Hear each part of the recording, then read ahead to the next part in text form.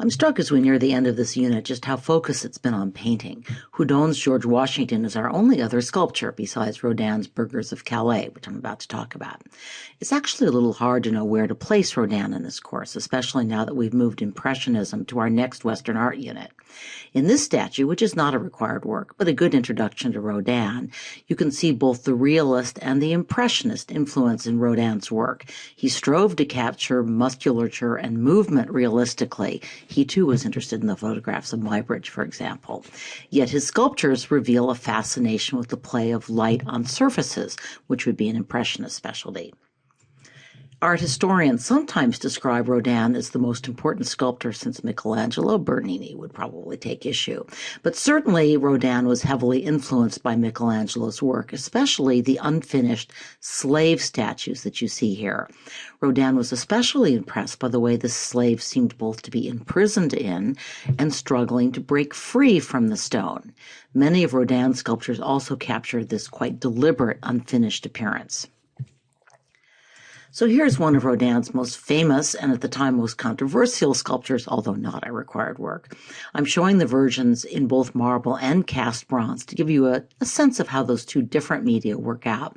The Kiss was part of Rodin's huge Gates of Hell project, which you read about, though only briefly, in your homework. The influence, again, of Michelangelo is clear here, as is Rodin's fascination with the erotic. And okay, I have to include Rodin's most famous sculpture. Rodin reproduced the Thinker in many sizes and media, but I've included the rendition that appears in the Gates of Hell so you can see it in context. The Thinker may have been Dante himself, but why would he be naked? It's something art historians are still arguing about. Here again, though, you see Rodin's debt to Hellenistic and to Renaissance sculpture, but also his unique expressive style. You saw this sculpture in the Khan Academy essay. It's one of my favorites, and Rodin considered it to be his very best work. While Rodin never entirely abandoned realism, here he displays his expressionist side. Stay tuned.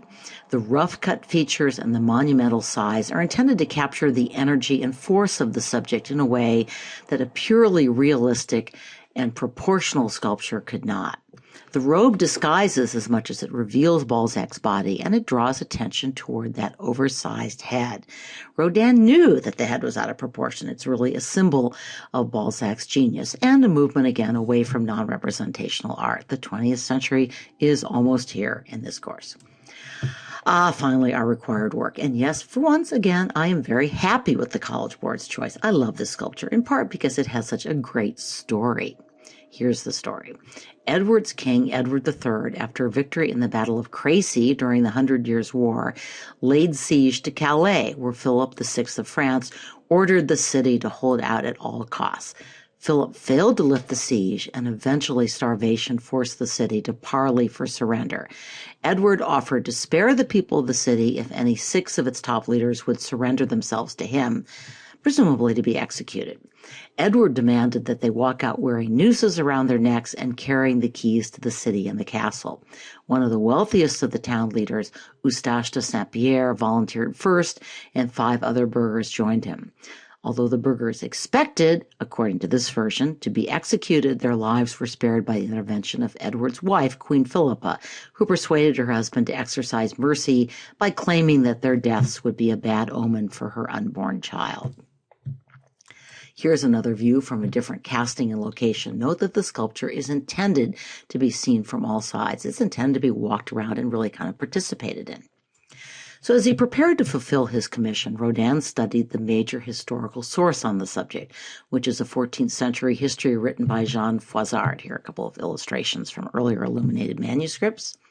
And here is Froissart's account. I'm including it because you'll see how it influenced Rodin's artistic choices.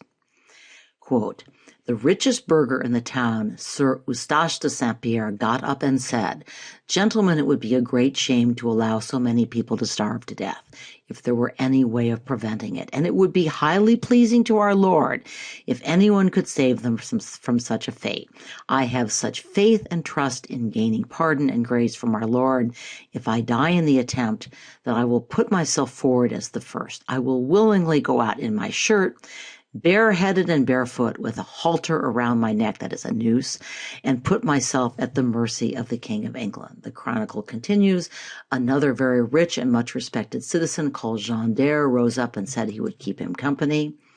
The third to volunteer was Sir Jacques de Wissant, who was very rich both by inheritance and by his own transactions. He offered to accompany his two cousins, and so did Sir Pierre, his brother. Two others completed the number and set off dressed only in their shirts and breeches with halters around their neck, as they had been told. I hate to spoil this splendid story, but not all historians think Froissart's account is entirely accurate.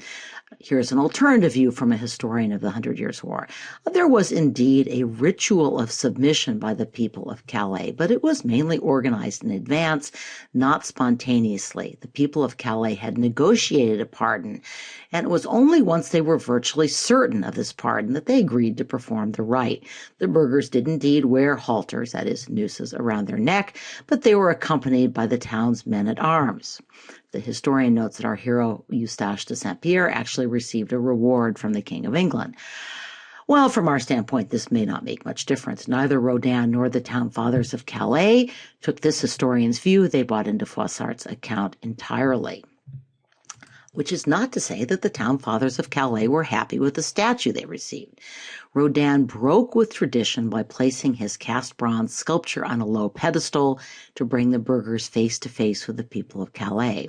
Rodin's explanation for this was that he wanted the viewer to, quote, penetrate to the heart of the subject, unquote. At ground level, the figure's positions lead the viewer around the work. His patrons disagreed. And in fairness, they may have had some reason to complain. The sketches and preliminary plaster mode or maquette that Rodin submitted to win the commission looked quite different from his final product. Note that the model shows 6 figures striding forward with the figure of Eustache de Saint-Pierre leading the group. It also shows the figures up on a pedestal. But Rodin kept thinking about this work and reworking it. And here is the second maquette, which is much closer to the work as finally cast. And this is the Calais Committee's initial response. I quote, "This is not the way we envisaged our glorious citizens going to the camp of the King of England. Their defeated postures offend our religion. The silhouette of the group leaves much to be desired from the point of view of elegance. The artist could give more movement to the ground, which supports his figures, and could even break the monotony and dryness of the silhouette by varying the heights of the 6 subjects. We feel it our duty to insist that Monsieur Rodin modify the attitudes of his figures and the silhouette of his group." Basically, the committee was saying that the sculpture broke with the traditions that had been laid down by the French École des Beaux-Arts, including, when possible, the adoption of a pyramidal structure that emphasized the most important figure or figures. And Rodin replied, yes, his sculpture did depart from these conventions, and good thing too. So here's part of his reply, quote, "I am the antagonist in Paris of that affected academic style. You are asking me to follow the people whose conventional art I despise." Didn't mince his words, did he? The committee eventually relented, and Rodin proceeded with the work. It was displayed as he intended on the ground at an exhibition in Paris. The town fathers of Calais, meanwhile, placed their cast of the burghers on a high pedestal and banished it to a remote corner of the city. In 1926, the city of Calais reinstalled the sculpture on a low pedestal and moved it to a place of prominence in front of the town hall, where it stands today. By the way, if you're wondering why this setting looks different from the required image that we started with, it is. French law permitted 12 lost wax method bronzes to be cast from Rodin's original plaster model. The first one you saw was cast for the gardens outside the palaces of Westminster. Remember those? And it's an interesting and moving choice, since an English king both endangered and pardoned the burghers. This one's the version in Calais outside the town hall. So here's a question that requires us to jump ahead where we are in art history. So let me pose it especially to those of you who've taken more history, know what happens next. What changed in France between 1895 and 1926 that might have changed the minds of the city fathers of Calais? Well, in 1895, France was recovering from its humiliating defeat in the Franco-Prussian War. It was growing economically. It had become a major imperial power, eager to assert leadership in Europe and the world. So the town fathers of Calais were looking for an image of victorious self-sacrifice, not of defeat. Intriguingly, maybe ironically, in 1926, France had won a war with Germany, but at a terrible human cost. Europeans and the French were feeling much less triumphant about war and much more inclined to see sacrifice in terms of its human cost. We will return to that story. But meanwhile, here's an example of a late 19th century history painting celebrating the French invading Lebanon, allegedly to defend Lebanese Christians. And here are some battle scenes of French soldiers from World War I. The artist is actually Belgian, but you get the idea. So what's changed? Well, this war is more terrible, but notice it's also more individual. And of course, by then, Rodin was even more famous, and politicians were less likely to second-guess his artistic choices. So what artistic choices did Rodin make? I've covered some of this. Well, note he decided to portray collective sacrifice. Memorial sculptures tended to focus on one hero, or at least put one hero at the top of the pyramid. We saw that in the Romantic paintings as well. But Rodin rejected that tradition. This is more like the realist tradition of Courbet, the Stonebreakers. Yet, do they seem to be acting as a team moving forward? Well, even though they're a group and their fates are intertwined, we actually see them, I think, as radically isolated. A couple of other interesting points. I mentioned that Rodin was very interested in the photographs of Muybridge, and he felt that by showing different figures all moving in different ways, he could capture some of the same power of motion that Muybridge did in his photographs, but in a single sculpture. Also notice, and I actually probably should have put a slide above these, Rodin does hands wonderfully, but his hands are out of size. They're not in proportion, just like his heads are often not in proportion to the body.